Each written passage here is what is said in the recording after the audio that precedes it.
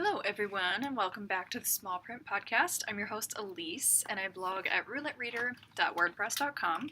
And I'm Dawn, and I blog at bangbangbookblog.com. Woohoo! Today, we are going to be going over our top 10 underrated books of 2016. So, books that we felt were awesome, deserved more hype, deserved more, promotion. That's the word I'm looking Readers. for. But sadly have not received it. Yeah. And again, we just kept it to 2016. So, let's get started. Did you rank yours? No, I didn't. Okay, good. I didn't either. Yeah. So Okay. Go ahead with your first one. Alright, so my first one is Railhead by Philip Reeve. And it is a space odyssey, if you will. It is very weird, but it is extremely diverse. There's a lot of great themes in there. It's train spotting, if you're into that. It's in space. I want to say it's futuristic. It's a good book. A lot of people didn't. I don't know why. Well, the cover's pretty bad. The cover was pretty bad. Yeah. When I first got it, I thought it was an old book. I'm like, why are they sending me this old ass book? But it wasn't. It was new. Yeah, it didn't look like a new YA novel. It sat on our ARC shelf for a long time. We have a shelf of books in our office. So if you like science fiction and you're looking for diversity, I would say go with that. Railhead by Philip Reeve. The first book I have on my list is Shallow Graves by Callie Wallace. This one doesn't really have a lot of ratings on Goodreads. I know that it got, well, never mind, I won't say that. But there's a lot going on with this book. I liked that it was kind of a contemporary look on zombies, but not really.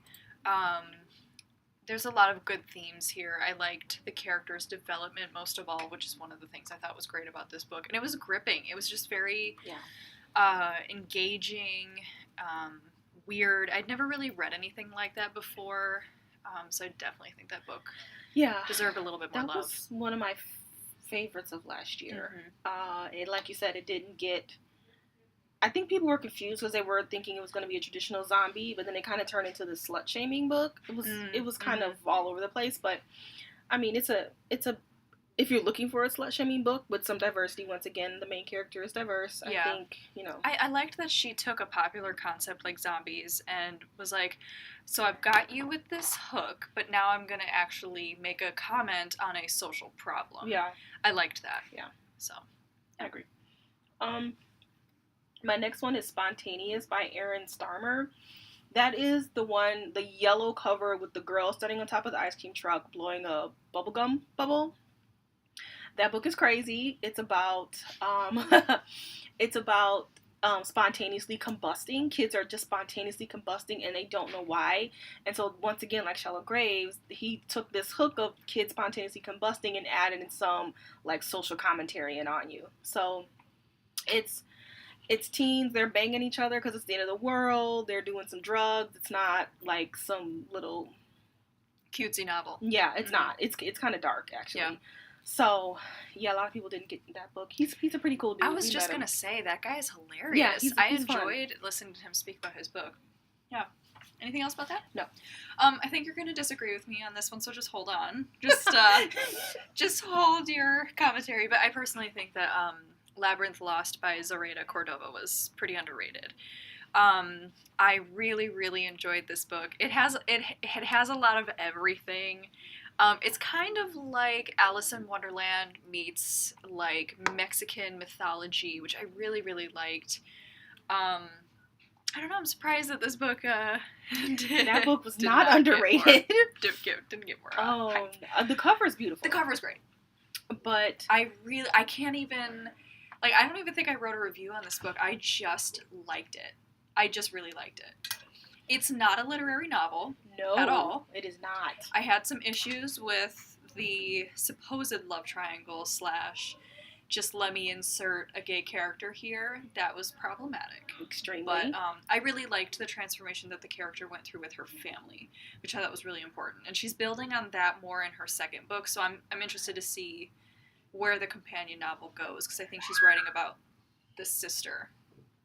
So yeah, I don't know, I found something there that I really liked. I really enjoyed reading. This was one of those books where like you read it it's not literary. It's not necessarily going to win any awards, but for some reason you're just drawn to it. Okay. Yeah. I knew. I was like, Dawn's going to rip this one apart. My next book is technically not YA. It is new adult, but the main character is 17, I believe. And then it's Nevernight by Jay Kristoff, who wrote Illuminae. Totally forgot about that book. Yeah, that book is friggin' fantastic. It's a lot of people.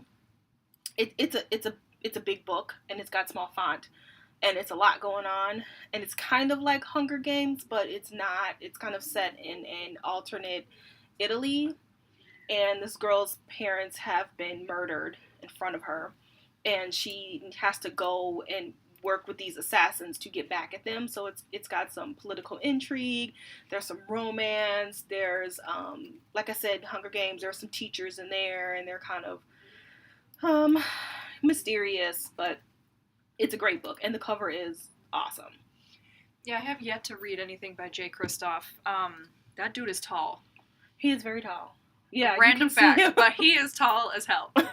Anyway, my next book is The Reader by Tracy Chee. That's my next book too. Yeah, okay, good. This book was not only, as I said with Labyrinth Lost, incredibly engaging and enjoyable to read and just plain entertaining. I would classify this book as a literary book. I think any book that is able to successfully make you look at the mechanics of reading and like turn it into a fantasy novel and like a mystery. This author is a genius. It's by Tracy Chee. I don't know if I said that. Diverse character development, great plot, really cool world building. I'll let you add your bits. No tropes. Yes. It is a thinker, and I think that's what the problem people had with this book is that they had to think too much. Yeah. And it's like people know. At some point in your fantasy, you need to start thinking just a little bit. And it does force you to pay attention and to really think about what you're reading. But yeah, this was for a debut fantasy. Yes. Debut fantasy is hard. I've read some real stinkers, and I was like, I don't know about this, but yeah. Yeah, this is a very strong book. I'm shocked it only has like 2,000 ratings on Goodreads. So. I recommend that you try again and change. If you tried it and you didn't like it and you stopped it or DNF'd it, I recommend that you try it again and to change the way you're thinking and to just get through it, because it's even my teens are like, wow. And if a 15-year-old can get through this book, you can get through it too. Yeah, if you're an adult. Fantastic. So my next one is The Passion of Dulce by Julie Berry. Although this won an award, it is underrated because, once again, it's a thinker. It's not a fluffy fantasy. It is about religion. It is historical fiction, but the character development is fantastic. It takes place in France, 1400 France, I believe, through the Spanish Inquisition, and it is a lengthy book. The cover is not great, but the story inside of it is beautiful. So, my next book is called The Girl in the Blue Coat by Monica Hess. This also won an award. It won the Edgar Award, which is for just distinguished authors in America. And I don't know, I've heard mixed reviews about this book. Personally, I thought it was obviously really great. I liked the historical context, and I like that this book explores very seriously what happens when good people stay silent in the midst of a massive tragedy and abuse, which I think is very, very timely. So Monica uses World War II to really kind of make a social commentary statement about even what's happening today. She doesn't do that obviously, but if you're in any way following current events, you can be like, yeah, this is the kind of thing that happens when people just shutter up their windows, refuse to see what's actually going on around you, and keep quiet. And the main character kind of realizes that very quickly early on in the novel, and she decides to get involved and help out. And I really liked this book. I had some issues with the main character and a little bit of the story, but overall, I think it's underrated. For an historical fiction, and it's not the same World War II story that you always get. It's a different country, a different perspective. I thought it was well done. Definitely. My next one is The Great Hunt by Wendy Higgins. And this is a reimagination of Winterbone, The Winterbone or something like that, by, I want to say, the Grimm brothers. This has a pretty low rating on Goodreads. Once again, I'm pretty tough on fantasy, and I liked it. I gave it a 4. I thought it was pretty decent. It had a romance. It did have a little bit of a love triangle, but I thought it was written well. I thought the characters were written well. The story was pretty solid. It wasn't predictable. I enjoyed it. I don't know why it got such a low rating, but I would say give it a try. Yeah. Okay. My next book is The Imposter Queen by Sarah Fine. I have that too. I've read other books by Sarah Fine and did not like them at all. Mm-hmm. And this book I thought was kind of her coming out moment as an author in terms of her true abilities. I thought it was extremely well written. The plot is engaging and interesting, and the characters are mysterious and well-rounded. They're deep. They're not... I didn't really feel like there was any tropes with this book, despite being a fantasy novel. Yeah, I read this at the beginning of last year. So, yeah, we were both like, whoa. I was taken aback, good. Yeah. And I read her other series, of Metal and Wishes, I think it's called. I had serious issues with that book. The character development was horrible.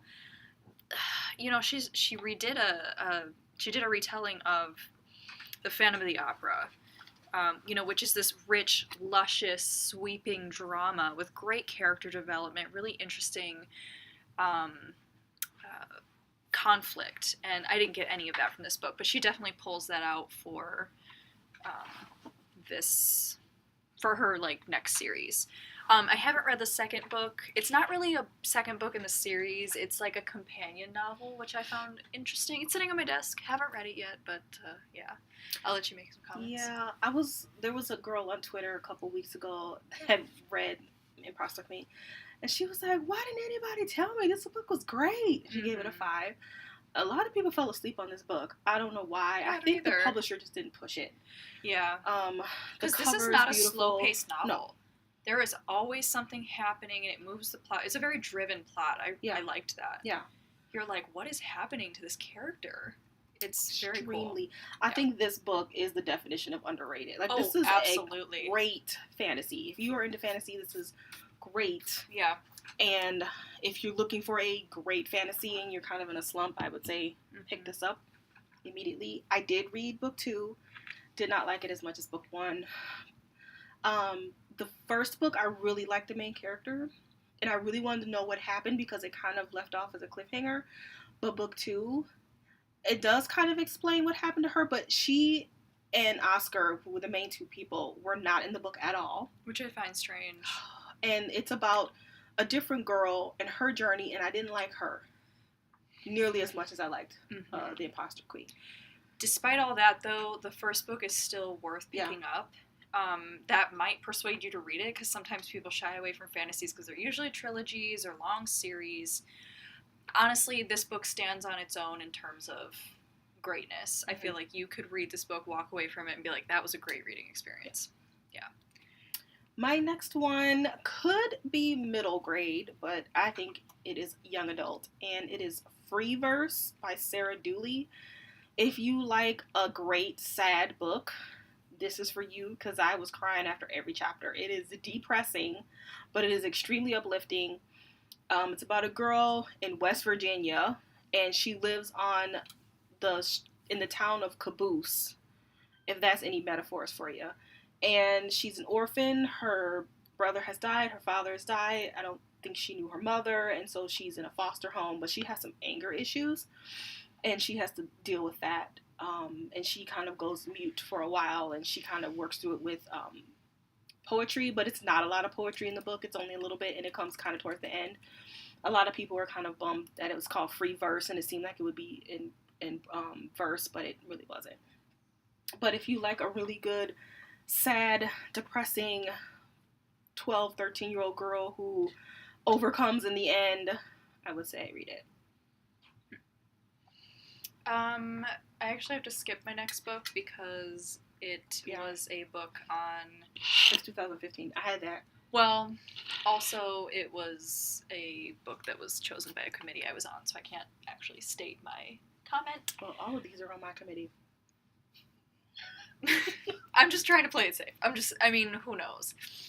Oh, because thanks. Well, that's the thing about the committees. They're like, you can go back and rate it on Goodreads, so maybe it's okay if you can rate it on Goodreads. Hey man, all these. All right, I'll just go ahead and put it out there. Although technically, you did say it's 2015. Just say Blood by Blood. No. Which one? Okay. So my next book was going to be Hotel Ruby by Suzanne Young.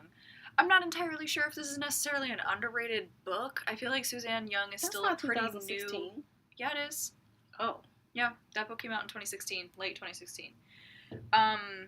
Suzanne Young is a relatively new YA author. I haven't read her other series, The Program. I think that's a little bit more popular than this one. This is just a standalone horror novel, which I thought was interesting. It's just a retelling not a retelling, but it's a novel that's very similar to that of The Shining, where there's like this haunted old hotel and you're not really sure what's going on, who's who, people are who they say they are. The main character kind of struggles with sanity, and I liked that it was, she kind of flirted with the whole unrealistic narrator thing, which I really like. So I'll keep that one brief. Okay. Yeah. My next one is The Forgetting by Sharon Cameron. This is science fiction, and it takes place on a planet. I believe it is not dystopian, but it's post-apocalyptic maybe, and it's not on Earth though. They live on a different planet where every 12 years everyone's memory is wiped, thus called The Forgetting. But our main character remembers everything, and she's the only one. So of course she has to figure out why she's the only one, what happened to her, and is there anybody else like that with her. Once again, solid characterization, a good sci-fi. The villain was okay. I didn't love it because of the villain. I thought it was like, That ending was a little, but I would say 80% of it was pretty good. So, If you're looking for a good sci-fi, I would say get that one. My next book is actually a book 2. The first book is Wolf by Wolf by Ryan Groudon. The second book is Blood for Blood. Blood for Blood. Okay, I feel like Wolf by Wolf got a decent amount of promotion and marketing and kind of lead up. Not so much for the second book. No. Which is crazy, because it wasn't like the first book wasn't strong or, ended on a negative note or anything like that.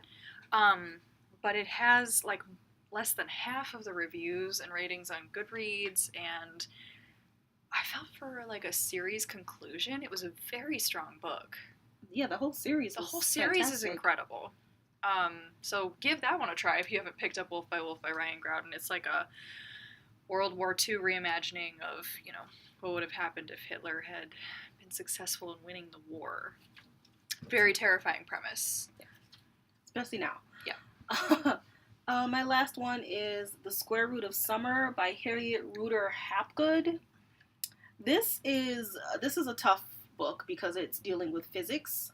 But our main character, she is losing time. And she's trying to figure out if she's going through black holes. So it's kind of a magical realism because you're not quite sure if she's actually going through black holes or if she has a mental breakdown or if it's grief. You're kind of not sure. But it takes place in Ireland, I want to say. England, one of those. But it's a great book. It's a beautiful cover. It's still, I was just going to say, it's still one of those I've wanted to read, but I hate the cover. Really? I hate covers with just a girl on it. Oh, yeah. She's like laying in a field, and she's got her arm over her face, and it looks like a really vapid romance. Yeah, and the book is not at all. The book sounds very substantive. It's still on my TBR. I'll get to it eventually, but because I'm interested in that kind of subject. But I agree. The cover does not match the subject matter at all. The cover really is not doing a service to that book at all, unfortunately. But, yeah. All right. My last book is Exit Pursued by a Bear by E.K. Johnston. I'm surprised more people aren't reading this. It's one of those books where you kind of have to suspend your expectations. Because as I was reading this book, I realized that was the whole point. She's trying to challenge this concept that we have of victimhood after a sexual assault, and how society really does expect survivors to have this victim mentality, and the character just doesn't. She goes on with her life, and it was a very, very well written book. I'm surprised that this isn't, seeing a little bit more. Yeah, I think a problem with it is that it has a fairy tale look at sexual assault. I think a lot of people felt that it is unrealistic, and I believe the author states either in the beginning or the end that this is not likely. You're not likely to have extremely supportive parents and a supportive pastor and a best friend and a boyfriend and all this. But for what it was, I think it was done well. Yeah, and I think it provides kind of a new alternate look at something like this. Because at the end of the day, the person who has undergone sexual assault has the right to dictate how they live from that point on. And I don't really know if people feel that way, like in real life. And I think she wanted to be like, we need to let people know that it's okay to want to move on with your life, to get the support you need, and, and heal. Yeah. So I felt it was more of like it wasn't this happy-go-lucky, happy, positive book at all. No. It was very dark. It was very, there were times where, like, you are right there with her feeling this horror. But it was also kind of, I like that she kind of paired it with this, like, Shakespearean retelling of, which one was it? A Winter's Tale. Which I had never read, but I liked that was the twist with the book. She gave it a little bit something else. So those were did we do top 10? Did we do 10? I didn't have 10. I did 10. Okay. Those were our kind of top 10 each underrated books of 2016. If you have any ones that we missed, or like, oh, please, that book was definitely overrated, let us know in the comments. We'd love to hear back.